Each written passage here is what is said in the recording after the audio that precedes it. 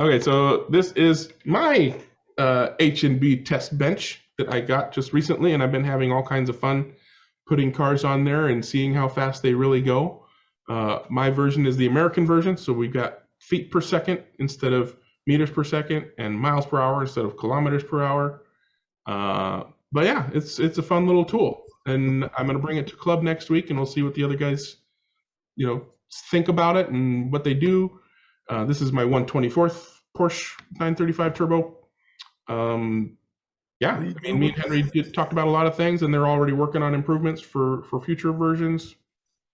Good piece of kit, and like we've said about this product before, it's just a tool to measure and compare. What you do with that information is up to you. Don't get one of these things. If you have a magnet Marshall, you're just measuring and comparing to other cars on that magnet Marshall. Same kind of thing with this. If you're measuring RPMs or feet per second or miles per hour, you're just comparing it to other cars on this same device to see, like, if you don't even have a rule that like at our club, at the Analog Club, we have basically it's a box stock, quote unquote, box stock club. So all the motors are supposed to be technically the same RPM. All the gearing is the same. All the wheel diameters are the same. But if you've got some guy who's always pulling, 2 or 3 feet on the straight, it's like, maybe he's got one of those out of spec motors that go really fast. Sticking it on here will tell you for sure. You put your car at 12 volts on, and if it's getting, 5,500 RPM, and you put his car on and it's getting 6,000 RPM, he's got a nice hot motor, and that's why he's pulling on you down the straight. Yeah. Whether that's legal or illegal is up to you guys to determine in your club rules. But yeah. Had any trouble with the fuse? I have not popped a fuse yet. What are you putting on yours? Well, I popped the fuse on mine.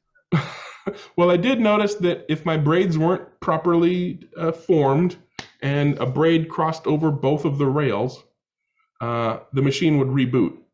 But that's on me. You can't, what are you going to do when you short out the rails? You short out the rails on a slot car track, you're going to have problems. So make sure you can put in a bigger fuse. So put a bigger fuse in, or just make sure that the rails are off. Hit your switch there to make sure the rails are off. Put your car on so that the braids are separated by the guide, and touching only one rail. I know that at first, but no. Now I saw you doing it because you showed them 2 weeks ago, and I saw you put on the car on the bench, and you didn't look, and I saw it didn't work anymore. So I said in the message, you popped them. Well, fuses are replaceable, and that's the whole point of the fuse, right? To protect I've got a 5 amp fuse. Damage. I've got a 5 amp fuse. Yeah, so that's no problem. Yeah, probably want to turn that back down.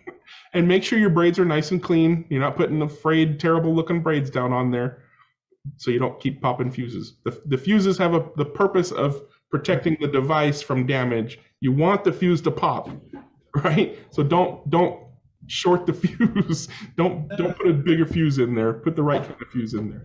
The Arduino has a security. I don't think the Arduino will pop because it will restart. But on the 12-volt regulator, which come with it, I don't know what that does, and that's why I choose the way I make it this way. I think that's a good idea. Yeah. Yeah. Because I know there are a lot of fools, and they try everything, and they pop everything if they can. Yeah, you're looking at 36 of them, Henry. Sorry? 36 of them? You better start manufacturing. Yes. What's the MSRP? I guess there was no yellow filament on the roll that day then, Greg. That's the USA version with Lady Liberty down there in the corner and everything. Ah, yeah. Special made.